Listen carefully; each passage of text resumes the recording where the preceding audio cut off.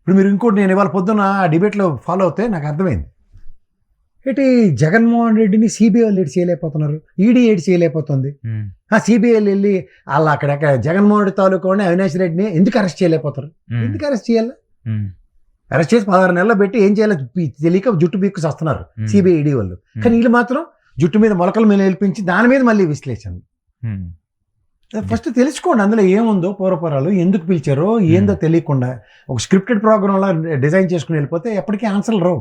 అసలు ఆ కేసు వేరు ఈ కేసు వేరు అని చెప్పి క్లియర్ కట్గా అర్థమవుతుంది. రెండోది సిబిఐ ఈడీ కేసులకు సంబంధించిన అవసరంలో ఆయన కేసులు ఎక్కడ ఉన్నాయో కనీసం ఆ కోర్టు ఏదో కూడా తెలియదు తెంగరోళ్ళకి. Nampally court Nampally CBI court ఉంది కాబట్టి అన్ని సిబిఐ కోర్టులో నడిచిపోతాయని చెప్పేసి అనుకుంటున్నారా?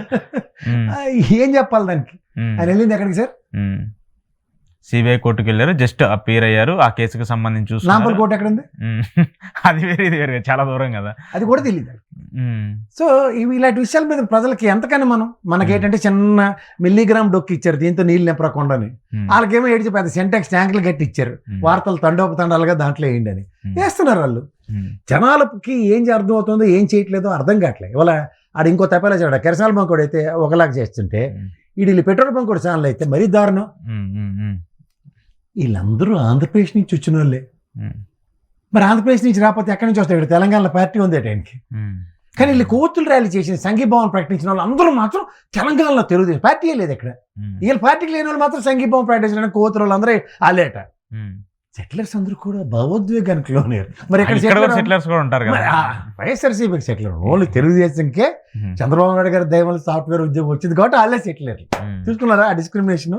దాని లోకల్ నాన్ లోకల్ డిస్క్రిమినేషన్ అయితే సెటిలర్స్ లో కూడా డిస్క్రిమినేషన్ తెచ్చేంత సామర్థ్యం ఆడికి ఆ పెట్రోల్ బంక్ వాడికి.